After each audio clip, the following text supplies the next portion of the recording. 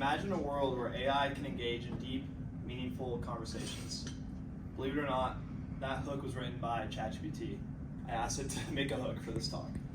Artificial intelligence has had rapid growth in magnitude in the last 2 years due to projects like OpenAI, ChatGPT, and DALL-E AI. And there's a huge controversy around that, whether how it's going to affect future generations, how it's going to affect schooling, homework, things like that. And today I'm going to be discussing the benefits and drawbacks of modern AI in education, art, and society. In November 22nd of 2022, ChatGPT was released, and within the first 2 months it had 2 million users, which is one of the biggest startups in history. And it's just like Siri, where you input a human response and it outputs, or a human question and outputs a human response. And it's based off a neural network trained off millions of websites, songs, literature, things like that it can learn from. And then now you can ask it questions and it'll send a response based off what it's learned from that neural network.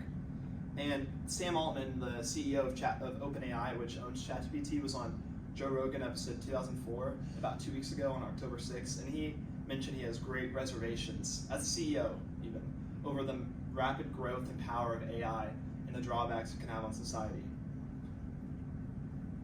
And education is a big factor with ChatGPT, especially for my school, because we used it a lot to speed up the process of our homework, because it can replicate human writing that teachers might not be able to distinguish between. And education isn't the only thing AI has affected. Whether it's drawing, writing, or songwriting, AGI has slowly mastered human creativity. So through uses like DALL-E, it's learned off, instead of millions of websites, it's learned off millions of images. And it can, now with a human prompt, like teddy bears shopping for groceries, it can make a picture of art of the style of the prompt you put in, with whatever you put in. And now it's reaching the public audience instead of you just having a minuscule amount of opportunities of like, you have a few prompts, you can input like any prompt. And then again with music, hundreds of thousands of songs have been learned from AI, and now it's also getting the ability to write songs. And it has the matched rhyme schemes, idioms, and like metaphors that are relatively identical to songs in society right now. And this is one of AGI's strengths. And so I told it to write a song about relating pickles to football, and ChatGPT responded, "In football's fierce battle, we fight for the win, but sometimes it's pickles that'll help us begin. A snack on the sideline, a boost of energy, like a touchdown pass that sets our spirits free." And it wrote that all in under a second. And so imagine what you can do for songwriting in the future, or writing a book. So you can just ask it to write like a 4-paragraph response of chapter 1 of The Pride and Prejudice, and it'll just output that for you. So that's why there's teachers are fearing education and how education is going to adapt to this new world. And this gets to an important distinction. A self-published article by UNESCO on September 8th, 2023 stated, "It's important to note that ChatGPT is not governed by ethical principles and cannot distinguish between right and wrong." And so that gives us the strength in literature and songwriting and art, because there aren't really ethics in that. But when you get to the outputs on like society, or you ask it controversial issues like ChatGPT has a blocker on those type of responses. And once thought of to be the first to have jobs taken away by AI, blue-collar jobs used to be on the verge of fading away, like through factory automation. All the massive like car manufacturers were talking about how they're going to add way more automation and there might be layoffs. However, Sam Altman even predicted that blue-collar jobs were going to be the first to be taken away, the CEO of ChatGPT. However, AI is iterative and has gained the ability to mirror human writing, and so that makes it more, that makes white-collar jobs more susceptible. Writers in the Hollywood strikes have been worrying about Hollywood having the ability to fire them and just use AI to write their scripts instead of having human-made writers.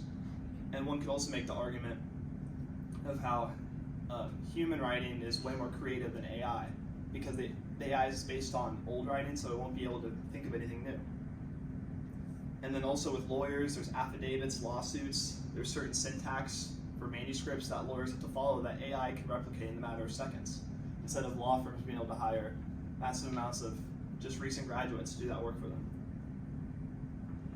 And then this brings another distinction that the most distant layoffs now are blue-collar jobs, because factory automation hasn't got that advanced yet with real robots, while text AI can replicate white-collar jobs way easier.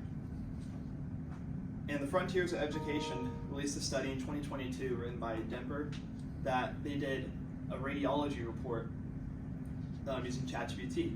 And the quality of the radiology reports were reported as like precise, thorough, risk-free, yet there were still a few misstatements and wrong medical terms. But in the matter of a few years from now, those misstatements might be taken away and AI will be fully taking over radiology jobs, so like another white-collar job. And based off this information today, employers are being incentivized to take advantage of the new AI tools in the world to be able to compete on the market, like have a competitive advantage, or else they will be left in the past while new and emerging startups use AI to their advantage and save on time and money. And the rise of AI, the rise of artificial intelligence products open to the public has led to an increased controversy on how it should be treated, regulated, and used. And we need to have an awareness for, just like Sam Altman said on the podcast 2 weeks ago, how we need to he wants to make sure there's an awareness of the layoffs that are going to happen, foundations that will be made to help the people in trouble from these AI layoffs. And you just need to know the what, where, and the why, like how to use ChatGPT, like why we're using it in the first place, like for the competitive advantage, what it is, and where certain aspects of the job market you should use it in. And as these artificial intelligences become more advanced, it's important to examine the education, society, and creative impacts of it. And I just want to end with, don't use this to cheat on your homework, because it's better to learn it yourself.